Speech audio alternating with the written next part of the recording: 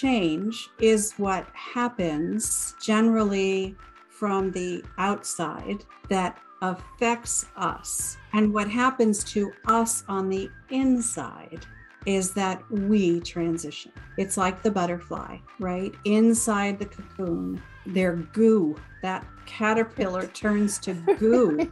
Which is how it feels sometimes, right? Yeah. It does. And that's what life feels like, right? Yes. When we're going through this stuff. It is such a beautiful metaphor for what we go through when something happens and we are required to transform ourselves to be who we want to be.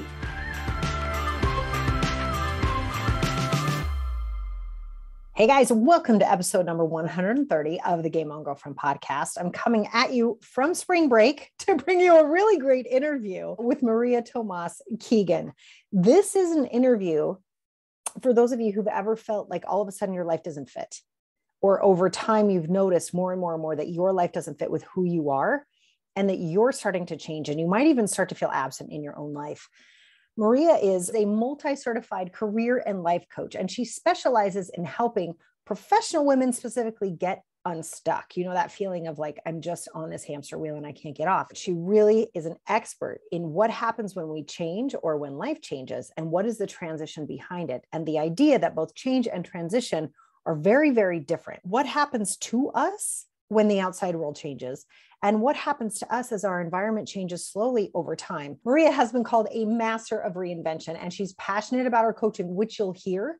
And I think you'll also get a sense of how much she loves to mentor just by the way she talks. And she hits some of the really big questions we all ask, like, if this change has happened in my life, what does that say about me? Right? And a lot of people talk about this when they do change careers, when they leave corporate and start a business, or they just switch careers completely because the old career was something somebody else wanted them to do, and they actually are telling the truth about what they want. And that can feel really weird. It's really scary. This happens also a lot when people go through divorce or someone does pass away. It leaves us with this question of like, well, but then who am I? And what do I do now? And I love the way María asks those questions and talks about how we can go through transition with a little bit more grace. And I definitely want you to listen for what she has to say about faith. So good. All right. So without further ado, pop in those earphones and let's get to it. Oh, María, welcome to the Game On Girlfriend podcast. I'm really looking forward to this conversation with you today. Oh, Sarah, thanks so much for inviting me. Yes. So you said something about aligning our work with our souls. And I just want you to repeat that if you could, and then talk about what that means to you. When your career is a soulful fit, it won't become a soul-sucking experience. I work with women, career women, professional women who often find themselves in positions where it was somebody else's idea. They're living up to other people's expectations of them. They're compromising their own values and don't even realize it. And they do it for so long that it becomes routine. It becomes, this is what I do. And what happens is they get caught in that trap. Some people call it a hamster wheel. I call it a rut, and we don't know how to get out of it. And that's when it becomes soul sucking. What happened for me was, it was the environment that changed. Yeah, I hear that a lot. The corporate culture that just started shifting, and, new people, new blood. And obviously, that can be a good thing. And I always was very positive about that. Change is, I'm a transition expert. So change is, it's what we live every day of our lives. So, right. But a lot of people resist that. I was not one of those. I really welcomed change and looked for the silver lining of it. Sure. Yeah. And then I realized that there wasn't a silver lining where I was living in my career at the time, and that it just started slowly to suck the life out of me. I didn't like me either.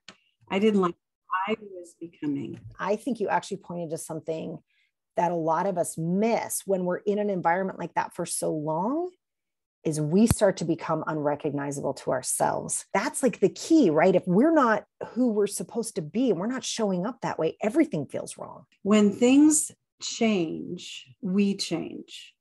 And not always for the better, but what happens is we don't know who we are anymore. So that's a big question. Who am I now that this has changed? And the next thing is, what do I care about now that things have changed? What do I value most? Because those things change. What we value most changes. And then the next question is, what do I want to do next? Right? Yeah. Who do I want to become and what do I want to do next? Those are big questions. They require some soul searching, right? So that we understand, who are we now? And what do we want now? And then we try to figure out how to go get it. What have you found for the clients who reach out to you and go, oh, this is a huge moment of transition. You're the transition expert. What is that moment for most people? What hits all of a sudden where they go, oh, that's okay, I'm done now? When it happens fast, the moment can be like it was for me. My entire global team and I were structured out of the business. Got it. Yeah. And it came out of the blue for me, for all of us. And that was a moment, right? Mm-hmm. That was a moment I can point to that things shifted for me. And it often comes from outside of us. It's hard for us to do that for ourselves. Very hard to do it for ourselves. It usually takes someone else or something else to trigger that. I think it's that need to be in control that actually has us stay in soul-sucking jobs, right? In these soul-sucking environments, because at least we know what to expect and we're making the decision to stay, and as opposed to recognizing what's on the other side of that and relinquishing a little bit of control around everything you just listed. What am I going to do? What about insurance? What if I don't make enough? How do I replace my salary? All the questions that I know I certainly faced when I left corporate as well. They're scary and they feel humongous. To have on top of that, I didn't even choose this, but you actually did. You'd already chosen it. It just wasn't the time you chose. But what if you did? What if you did? What would you do then? Which was just okay, I don't have to be the victim in this. I can take control over what I can control, right? I can go do some research. I can go, and I did. I hired a coach, and I can just start working through this one step at a time, and figure out. So who am I now? And what is it that I want now? What do I value most now? What is it I want now? And now how do I go get that? And doing it from a place of empowerment. So many of us stay in soul-sucking experiences because we're paid well. Yes. We love the people we're working with. Mm-hmm. Mm-hmm. We used to love it, and maybe we could love it again. I mean, there are those things that just keep us kind of trapped. It's a pattern, right? That we typically, not always, but typically are living, right?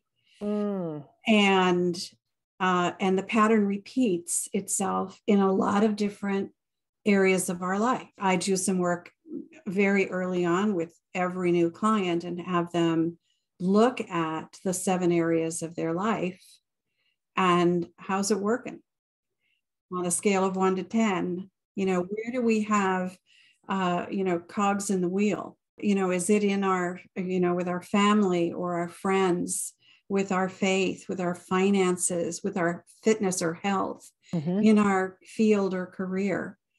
And what about fun? Yeah. Everybody forgets that one, right? The hobbies and fun, right? We're like, what? Ooh, huh? Yeah. So we look at that and we do see patterns that just kind of bubble up.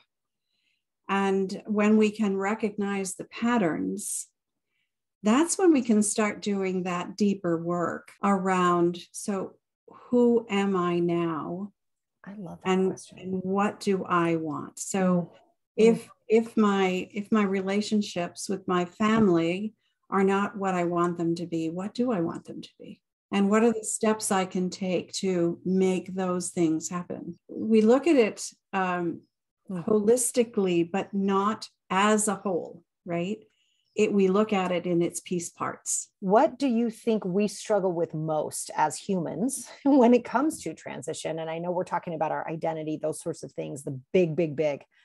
On the daily, what do you see people work through? So one of the things I want to make clear here is the difference between change and transition. Change is what happens generally from the outside, right? It is an event, or it is, a shift in relationships or in finances, or something has changed that affects us. And what happens to us on the inside is that we transition, that shift of our internal selves, right?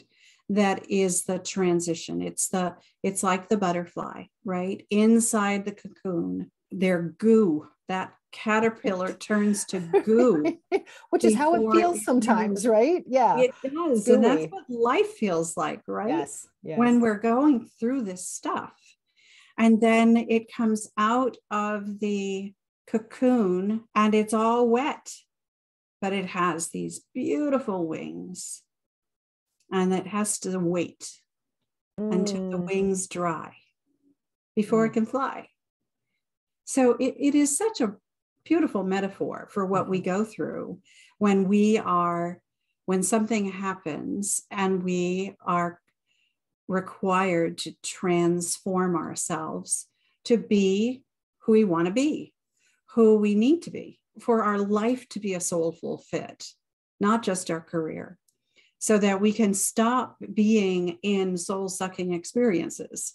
The transition piece of it is usually a slow process. It is cathartic, and it is enlightening.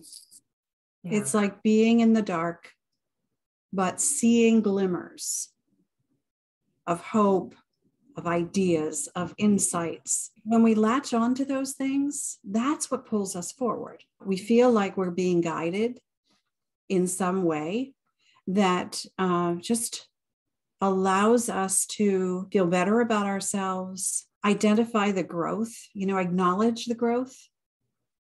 And all of that just it snowballs for us. I got it. It sounds also like being a little bit more honest too. Right. A little bit more honest about actually what we're experiencing and how we're feeling as we take these steps towards that light. Yeah.